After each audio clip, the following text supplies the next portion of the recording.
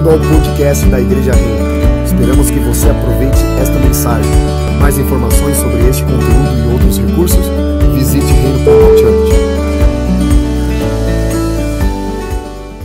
Comigo lá na sua Bíblia, em João capítulo 15, versículo 4 ao 7, nós estamos fazendo uma série falando a respeito de enraizar, de plantar as nossas raízes. Temos falado de sementes, temos falado de preparar uma terra, e hoje eu quero falar de frutos que duram para sempre, frutos que permanecem.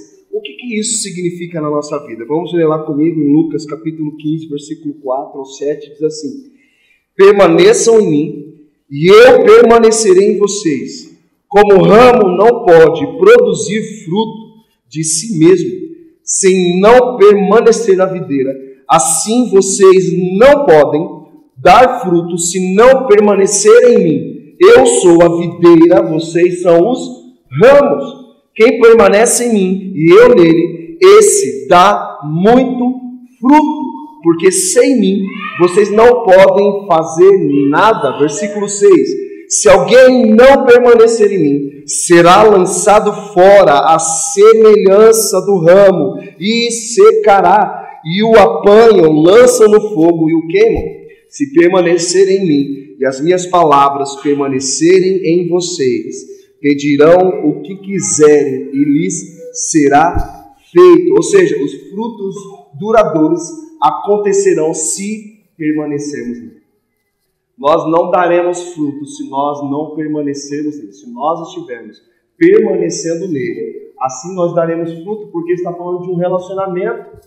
Se permanecerem em mim, eu permanecerei em vocês, e vocês darão muitos frutos, e frutos que permanecem para sempre. A gente pode destacar 3 palavras aqui, que são palavras-chave: produzir muitos frutos e duráveis. Produzir muitos frutos e duráveis. Jesus chamou você para produzir frutos. E que tipo de fruto nós temos produzido? Segundo ponto, fala sobre muitos frutos. Ele não diz em nenhum momento que nós daremos alguns frutos ou poucos frutos. Ele diz que o nosso relacionamento com Ele nos leva a produzir muitos frutos, incontáveis. Não tem como a gente medir. Sabe, já ouviram falar de Billy Graham? Numa cruzada evangelística, um homem pregou, tinha milhares de jovens, só uma pessoa levantou a mão: eu aceito Jesus como meu Senhor e Salvador. E esse foi Billy Graham. E através da vida de Billy Graham, milhares e milhares de pessoas encontraram a salvação em Cristo. E talvez ele não fazia ideia, talvez você não faz ideia da sua vida, daquilo que Deus pode fazer através de você. Às vezes a gente nós não temos noção do impacto que podemos causar através do Evangelho que está dentro de nós. E terceiro ponto, ele fala que dura, é um impacto que dura para sempre. O que você faz hoje dura quanto tempo? A palavra que você ministra na vida de alguém, ela dura quanto tempo? A atitude, as reações que você tem relacionadas à vida de outras pessoas, dura quanto tempo? Qual o impacto da sua vida em relação a outras pessoas, o impacto numa sociedade, o impacto na família, dura quanto tempo? A sua atitude, dura quanto tempo as suas palavras? A gente precisa se atentar a isso. A gente vai adentrar um pouquinho mais aqui. Abra comigo lá agora em Salmos capítulo 1.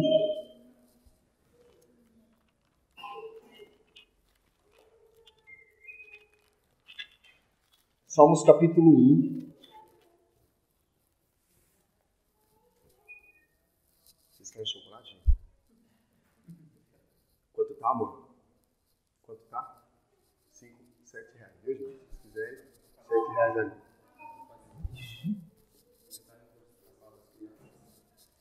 Tô usando. Salmos capítulo 1, versículo 3. Acharam aí? Salmos 1, versículo 3 diz assim: ele é como árvore plantada junto a uma corrente de águas, que no devido tempo dá o seu fruto. No devido tempo, na estação própria. Outras traduções sua está assim. E diz assim: cuja folhagem não murcha, e tudo que ele faz será bem sucedido. Será que você está plantado junto às águas que correm?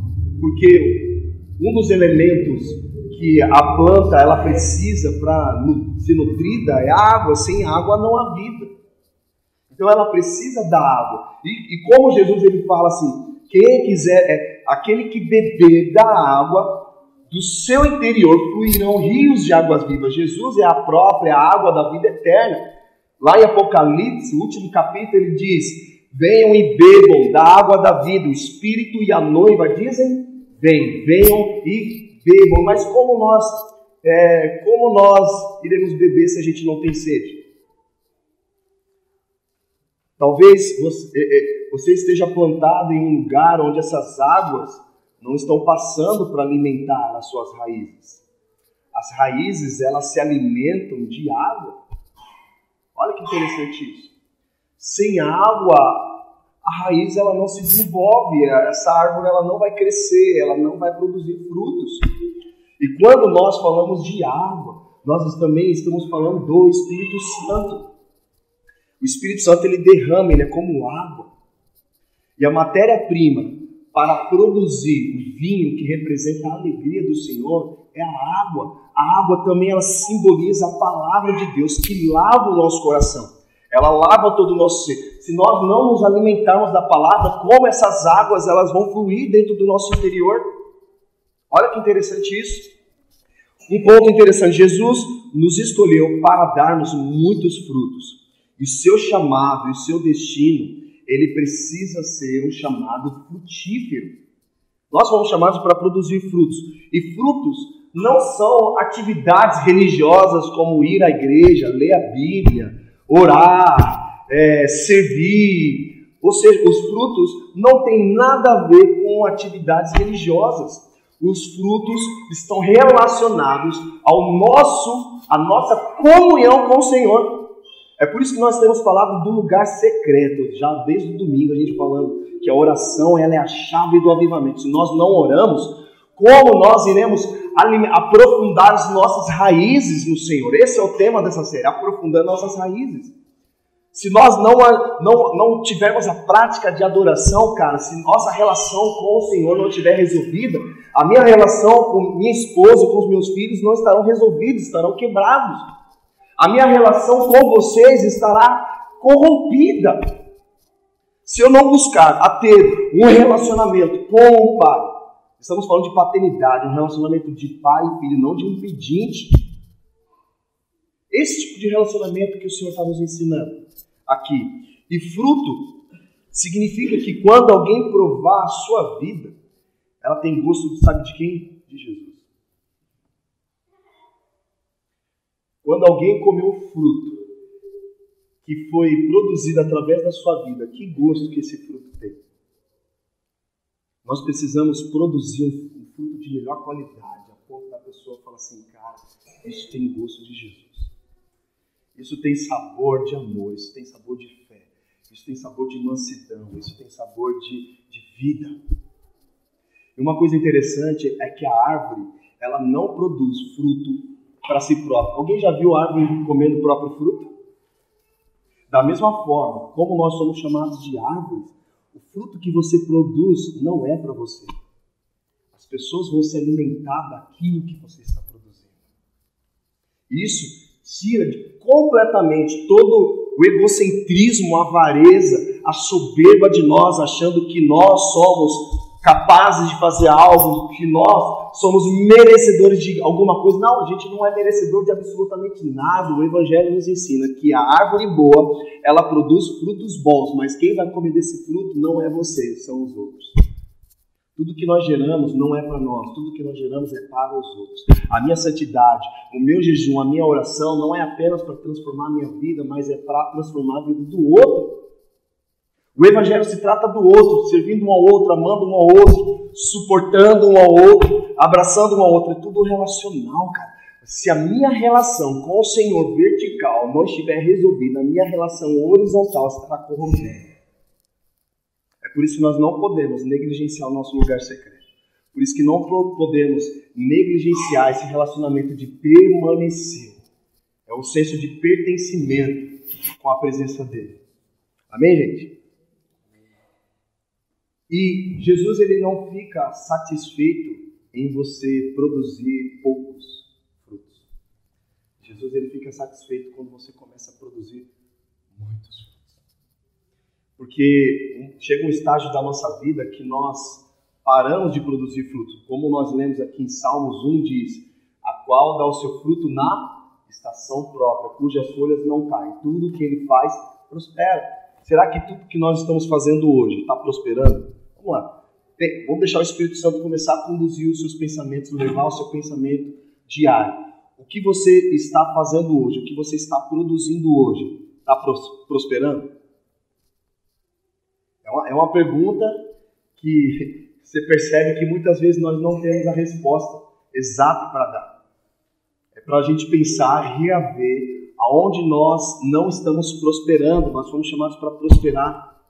Nós não fomos chamados para sermos pobres e muito menos fomos chamados para sermos ricos. O Evangelho, o Evangelho central, ele nos chama e nos convida a sermos prósperos. Porque o pobre, ele tem escassez de recursos.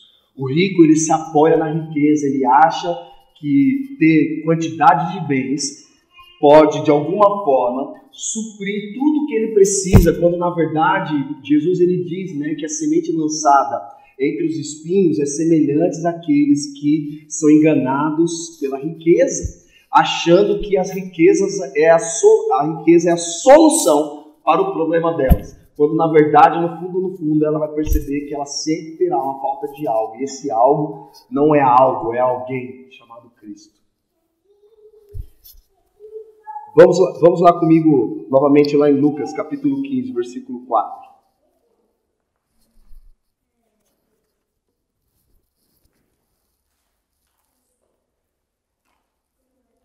Lucas 15, versículo 4.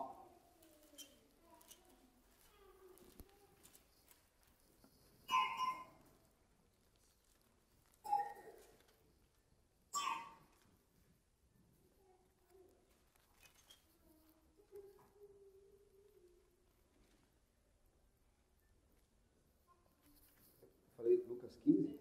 Sim. Acho que é João 15. João 15. Nossa, estou viajando aqui, estou achando... Isso. João 15, versículo 4.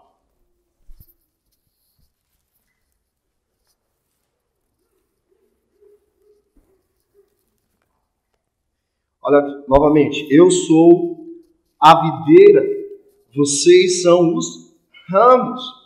Quem permanece em mim e eu nele, esse dá muito fruto. Porque sem mim, vocês não podem fazer nada. Olha só, presta atenção. Sem mim, vocês não podem fazer nada. Aí você fala, mas pastor, estou fazendo um monte de coisa. Mas tudo que você está fazendo não vai prosperar. Porque não está firmado, não tem vida, não está construindo um castelo de areia, está construindo uma casa em cima de areia, vai vir a tempestade bater contra ela, vai cair. Jesus está dizendo que se não tiver um relacionamento comigo, se não permanecer em mim, tudo que você fizer na sua vida não vai prosperar. Nós vamos fazer, porque olha só uma coisa interessante, Jesus, ele venceu o mundo. Jesus não venceu apenas no mundo, Jesus venceu o mundo. Ou seja, você pode fazer faculdade, você pode trabalhar, você pode ser uma pessoa muito bem sucedida, famosa e com muitos recursos. Mas você pode vencer no mundo com a sua faculdade. Você pode vencer no mundo com o seu trabalho, mas Jesus não chamou você para vencer no mundo. Porque quando você estiver diante dele, ele vai falar assim, você fala assim, Senhor, olha só meu diploma, minha faculdade. Olha só meu trabalho. Jesus falou assim, tá, mas eu não falei para você vencer no mundo. Eu falei para você vencer o mundo. Você pode fazer muitas coisas, mas será o que você está fazendo? De fato, está sendo algo realmente relevante? Está sendo algo que está produzindo muitos frutos e esses frutos estão permanecendo? Percebe? A gente começa uma coisa e não termina. Começa um relacionamento e não termina. Começa um trabalho, 3 meses, já pede demissão, entra em outro. e aí começa a trabalhar 3 meses, o cara já está em outro. Ele não permanece. E hoje os nossos relacionamentos, eles são líquidos, são frágeis, descartáveis. 3 meses a gente começa a relacionar com alguém e já termina. Entra no trabalho, não gostei não. Já quer sair. Ou seja, ele não permanece em nada. É imprudência. E aqui ele diz, versículo 6, se alguém não permanecer em mim, será lançado fora. A semelhança do ramo secará. E o apanham, lançam no fogo e o queimam, se permanecer em mim. E as minhas palavras permanecerem em vocês, pedirão o que quiserem e lhes será feito. Mas você acha que Deus ele é obrigado a responder as suas orações porque você está produzindo muito fruto? Não, ele não tem uma obrigatoriedade nenhuma em relação a você. Lembrando que a graça é muito mais do que o favor imerecido. A graça, sim, é o favor imerecido que não está relacionado a você. Não está relacionado a quem recebe. Isso é a graça. O fato de você produzir muitos frutos não significa que Deus ele se coloca como uma pessoa que está em dívida com você. Deus, estou orando. Estou fazendo. Você tem dívida comigo. Tem que pagar essa conta. Quando na verdade é ao contrário, né? Nós que estamos em dívida com o Senhor. Nós que estamos em dívida com o Senhor. Que vai chegar um dia e falar assim, presta contas da sua mordomia. Presta conta. Cadê os frutos? Lembra quando Jesus ele foi diante de uma figueira, ele estava com fome. Isso demonstra a humanidade dele. Ele vai diante de uma figueira com fome para pegar um figo, um fruto. Quando chega perto dessa figueira, não tinha figo, tinha só folhas. Sabe, aparentemente tinha frutos, mas quando se aproximou, falou, não tem nada.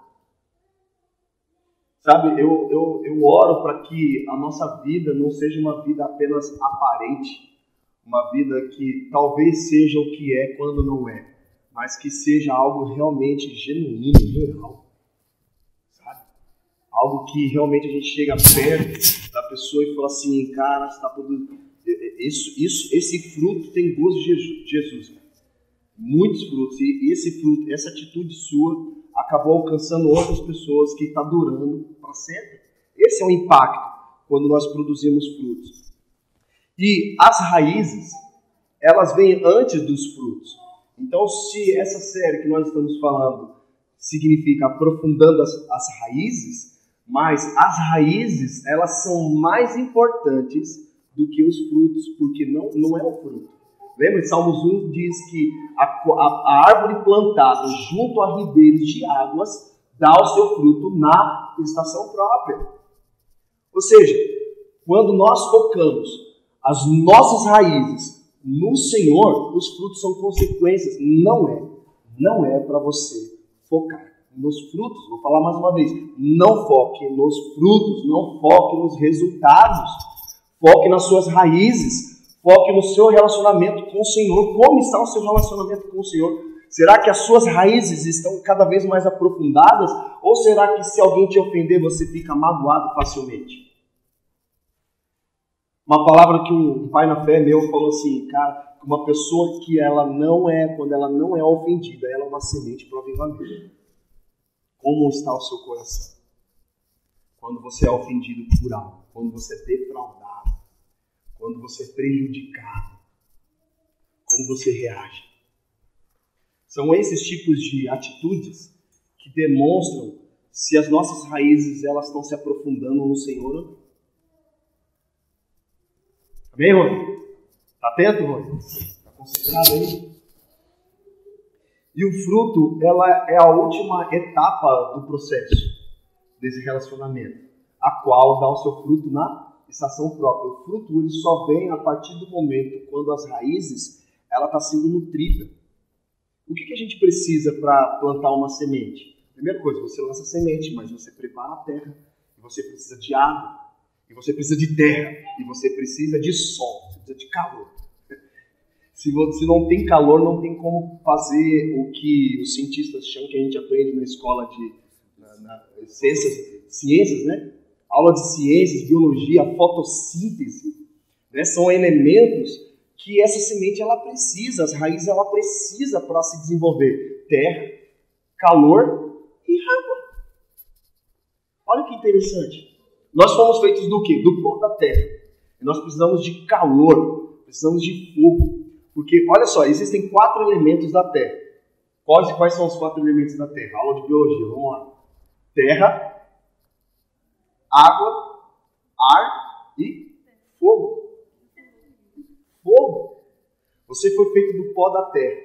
70% do seu corpo é formado por água. Você sabia disso? Que até a nossa terra é formada 70% por água, 30% é terra, é habitável.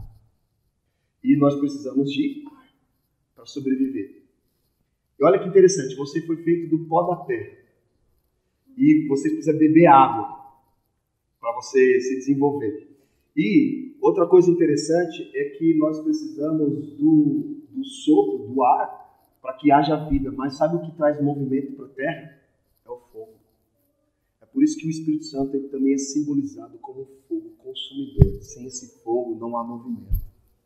Sem o fogo do Espírito Santo não há movimento. É por isso que Levíticos diz que nós somos sacerdotes, nós somos chamados de reis e sacerdotes. Nós somos chamados para ministrar o coração de Deus. Sabe qual é a nossa responsabilidade como sacerdotes?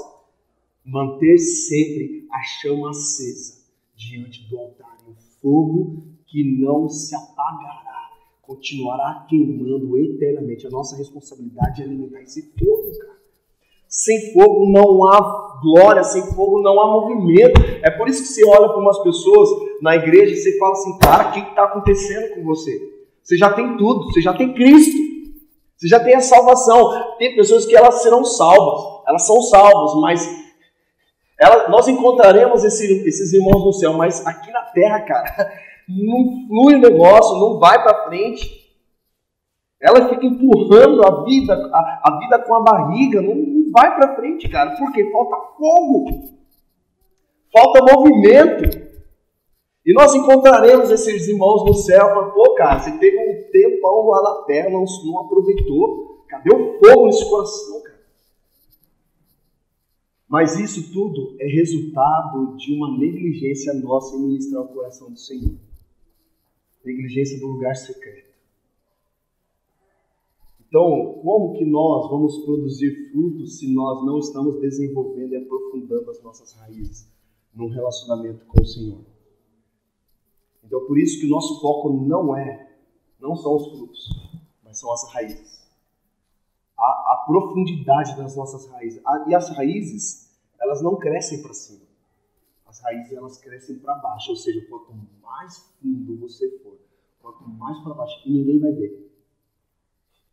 Ninguém vê raiz mesmo lá na terra aprofundada. O que nós vemos é só a árvore com os seus ramos e os frutos. Mas ninguém sabe a quantidade de tempo investido para alimentar e nutrir aquelas raízes. Ou seja, ninguém vê você no lugar secreto. Ninguém vê as lágrimas que você derrama. Ninguém sabe as angústias que você tem no seu coração e você coloca diante do Senhor. Ninguém vê. E ninguém precisa ver, só precisa ver o Senhor. O Senhor está vendo as suas lágrimas. O Senhor sabe o que está no seu coração, as suas necessidades, as suas angústias. É o que está no seu coração. E isso é onde? No lugar secreto.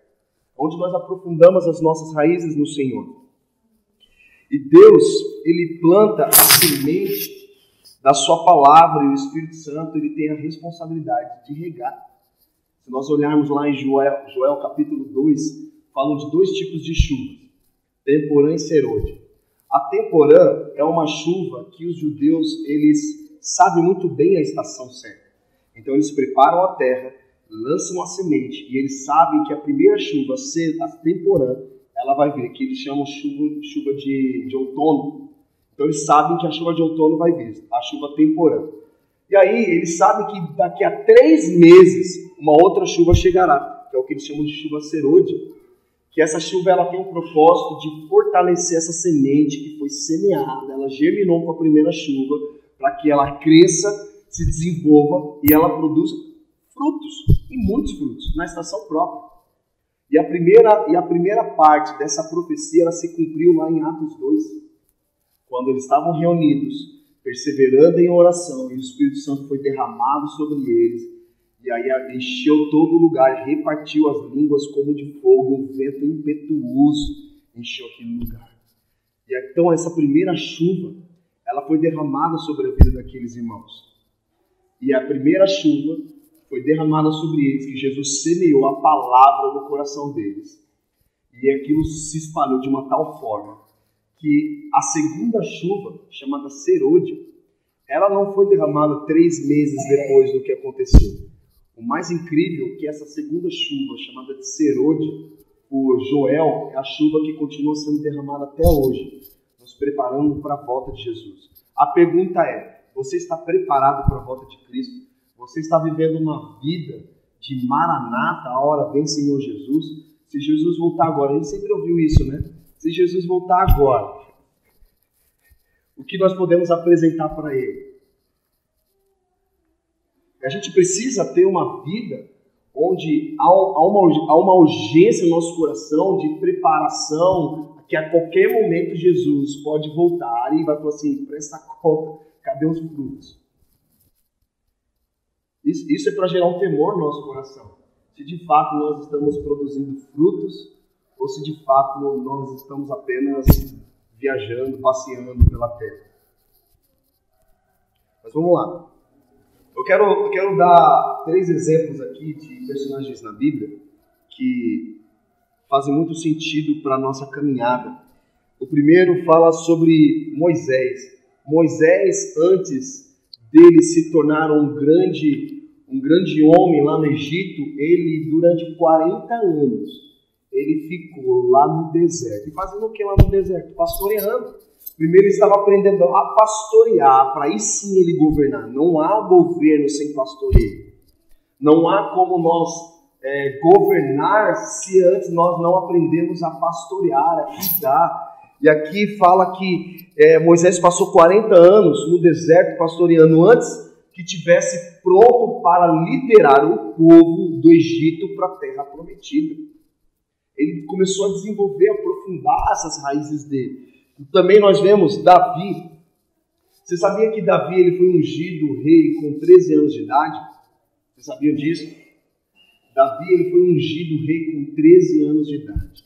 Mas ele começou a governar com 13 anos de idade? Não, ele não estava preparado para isso.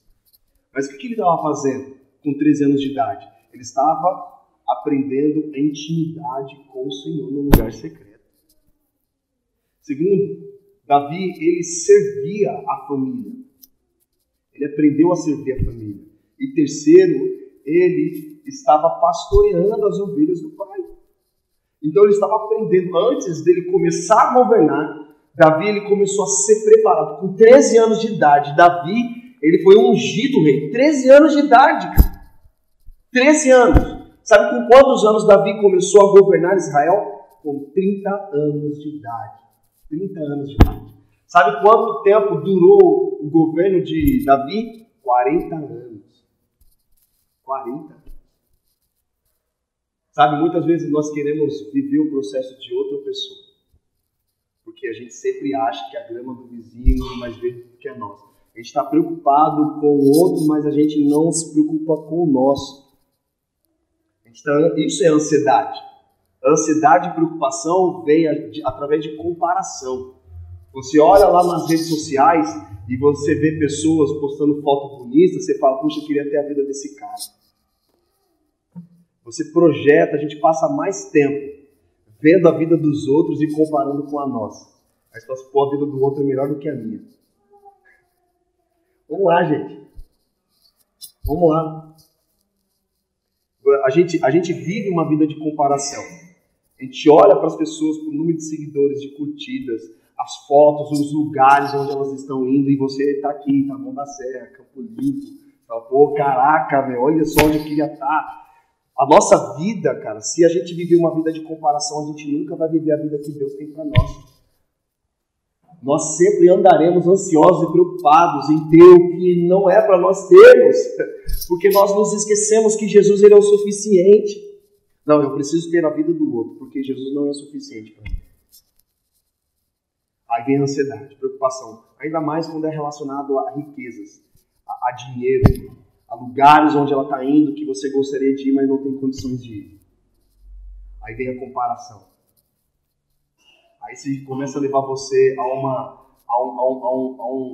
um lugar de ansiedade, de preocupação, de tristeza, de angústia, de amargura, porque você olha para você e você fala, pô, olha que vida medíocre eu tenho. Mas se esquece sempre que Jesus é o suficiente na tua vida.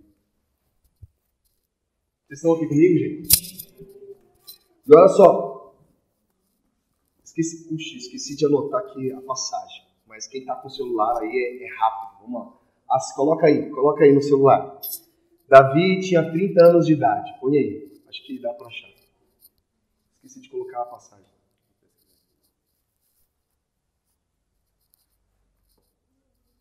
Davi tinha 30 anos de idade. Põe aí. Vê se acha alguma coisa. Você que está lá em 2 Reis, se não me falha a memória, capítulo 4.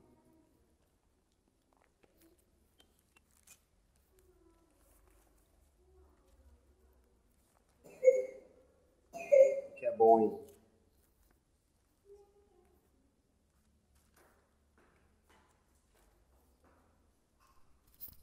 Você achou? O reinou durante 40? Hã? 2 Samuel.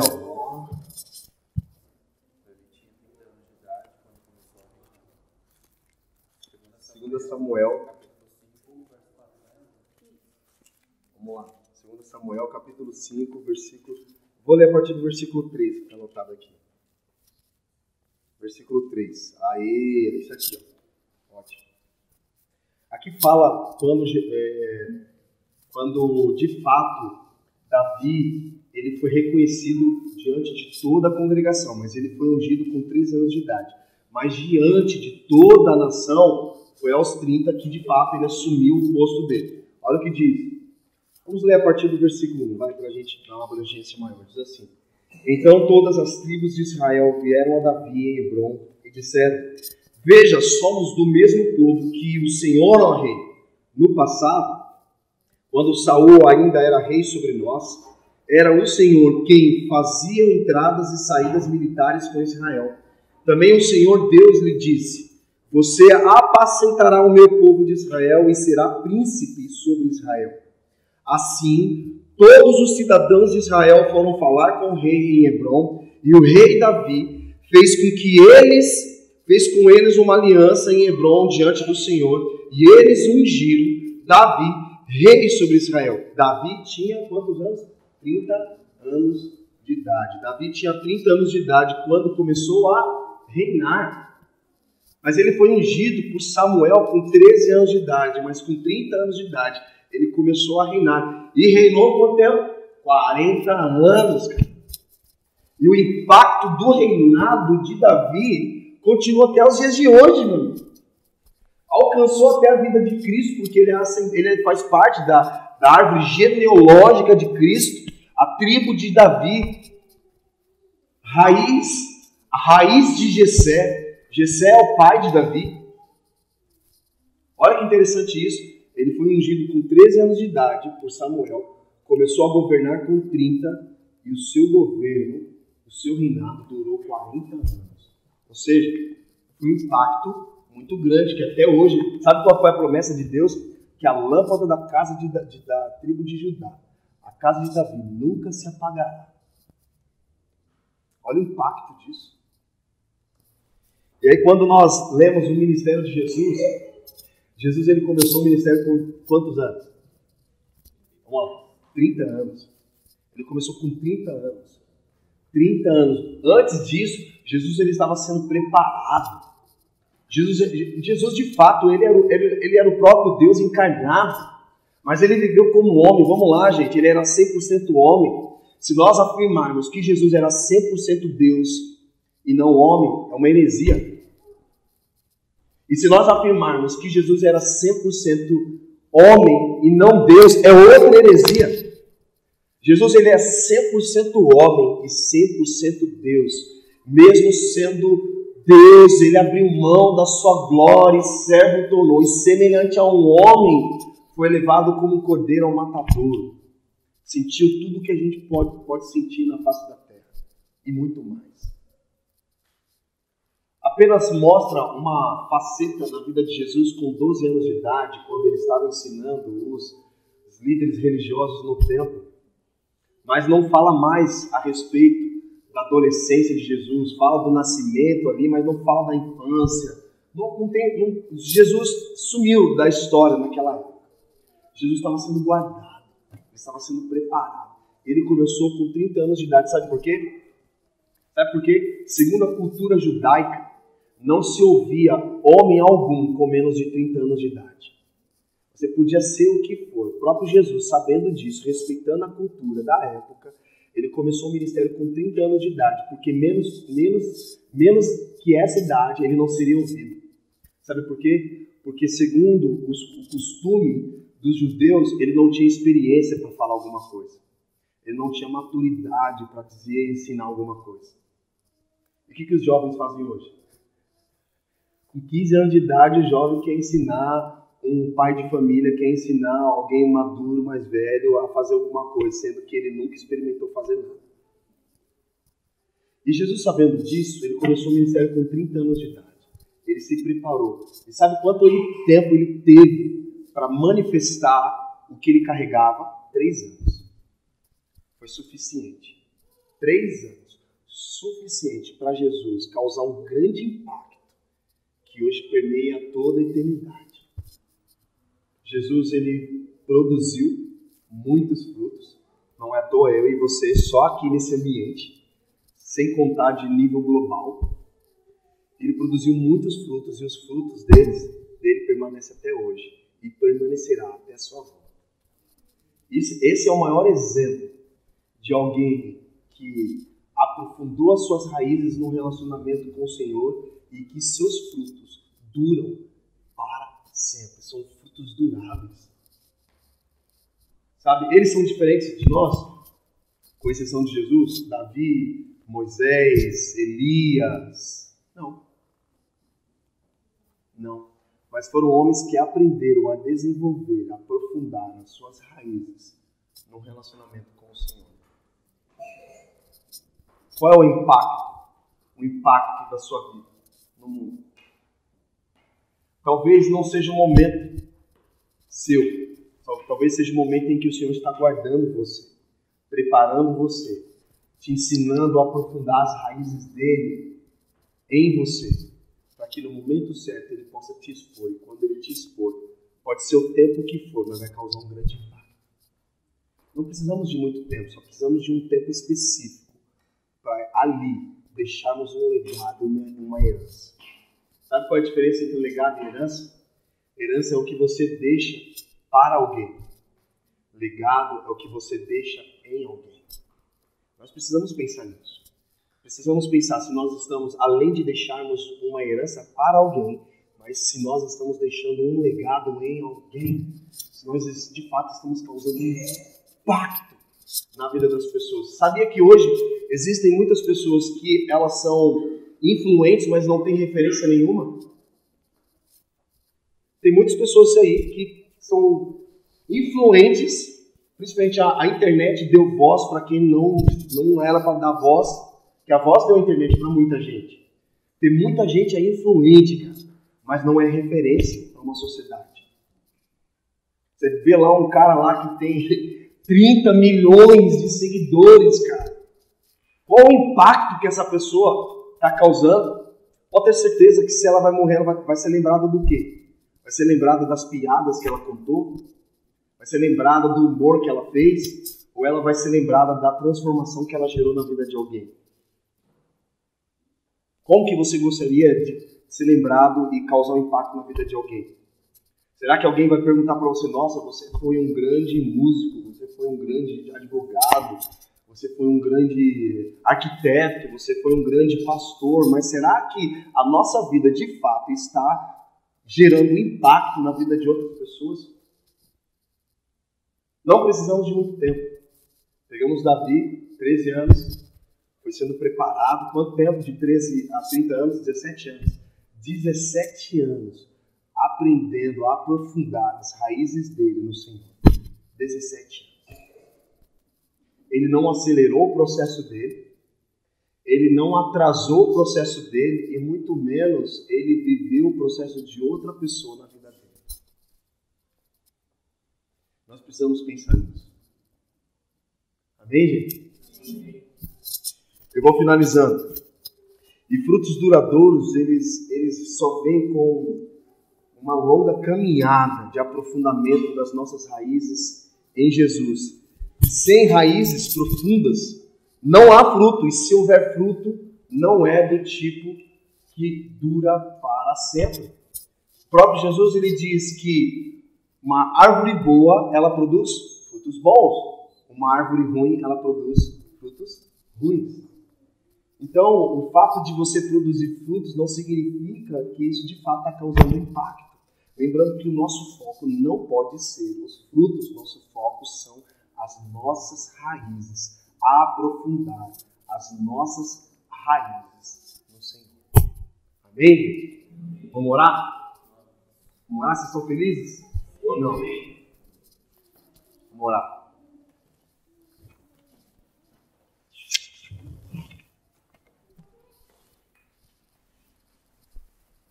Coloca a mão no seu